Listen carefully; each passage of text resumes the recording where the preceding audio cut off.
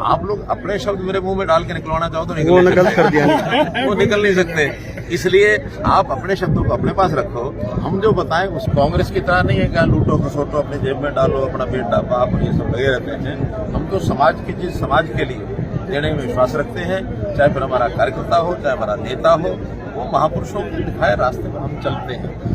जो हमारे संत महापुरुष हैं उनके विचार प्रसार योजना में उनकी जयंतियां उनके शहीदी दिवस ही मना रहे हैं। 2 वर्ष से लगातार धन्ना भगत जी की जयंती हमने पिछले बार भी धनौरी में मनाई थी, इस बार यहाँ इस गांव में मनाई है। हर साल धन्ना भगत जी की जयंती मनाई जाए, इसके लिए भी आज मंच से हमने कहा है ताकि एक टीम जो है उसमें एक बना करके हर साल ये कार्यक्रम करें, क्योंकि धन्ना भगत जी बहुत एक ऐसे प्रेरणादायक व्यक्तित्व है, उनको समाज भूल चुका था। दोबारा से उनको समाज को याद कराने के लिए लगातार कार्यक्रम करेंगे। मैं समझता हूँ धन्ना भगत जी की जो शिक्षा है, जो त्याग है, जो समर्पण है, वो आम जनता में भी आए। हम त्याग और समर्पण की भावना जनता में भी भरना चाहते हैं। ऐसा नहीं है कि महापुरुषों का रास्ते तो केवल कहने के लिए है, लिखने के लिए वो अलग हो गए, राजनीति अलग हो गई।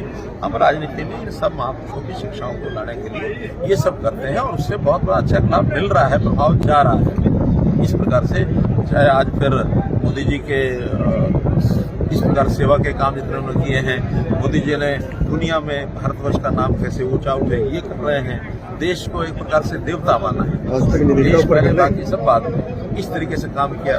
हरियाणा में भी हमने हर किसी को बिना भेदभाव के काम किए हैं, चाहे नौकरियां हो, चाहे पोस्टिंग हो, चाहे कोई योजनाओं का लाभ पहुंचाना हो, चाहे गरीबों की सेवा करनी हो। अंत्योदय की भावना से मेरा परिवार यानी जो नाते से परिवार के साथ हरियाणा के सब लोगों को परिवार मानना और उनके गरीब जनता की सेवा करना, इस काम करना है। आना ही कोई ना कोई आना ही था और आप बता देंगे कि वो क्या है, मुझे पता लग जाएगा। कोई अगर ऐसा दाखिल हुआ होगा तो जिसने दाखिल किया है उसको आगे जैसे कुछ करेगा, कोर्ट में किया हुआ तो उसमें मेरी तो कुछ नहीं। कैसे 400 का आंकड़ा पूरा पार कर जाएंगे? कोई किसान नाराज नहीं है। आज इस कार्यक्रम में आज देखो हजारों की संख्या में यहाँ लोग थे तो किसान ही थे।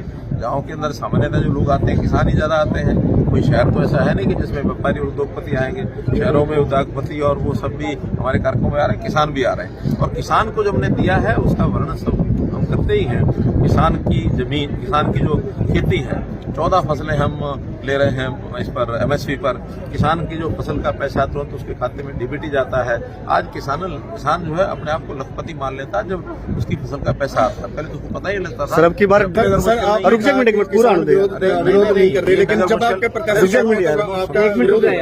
तो सुनो, उसको छापो, आपका काम है ये। आपका काम ये नहीं कि आप प्रश्नों के माध्यम से अपने शब्द हमारे मुंह में डालोगे। आज भारतीय जनता पार्टी के 10 के 10 जो हमारे कैंडिडेट हैं बहुत कंफर्टेबल स्थिति में हम 1.5 महीने से जो इस चुनाव प्रचार अभियान में लगे हैं, हमको बताया कि जनता उसको कितना स्वीकार कर रही है और कितना मान रही है। चंद लोग इस प्रकार का जो विरोध करते हैं उसको विरोध मैं नहीं मानता हूँ। चंद लोगों की एक सियासत होती है, एक उनका एजेंडा होता है, वो लेके चलते हैं और कोई 100% तो हमको भी नहीं मिल रहे। 10-5% अगर इधर जाते भी हैं तो हमें उससे कोई फर्क नहीं पड़ता। सर जो प्रत्याशी है बीजेपी के लगातार विरोध हो रहा है उनका? कोई विरोध नहीं हमें था। वो जो सिर्फ कुछ लोग हैं। जी। कल मैं कार्यक्रम में 15 गांव में गया, ये गांव में मेरा विरोध किया। कुछ केसदारी सिख ऐसे थे और जिनको मैं कह सकता हूं कि वो बहुत एक मोटिवेटेड, उनका एक इंटरेस्ट है। उस मोटिवेटेड इंटरेस्ट से अगर वो करता है तो जनता दूर थोड़ी होगी। एक आध गांव में अगर वो ऐसा हुआ है तो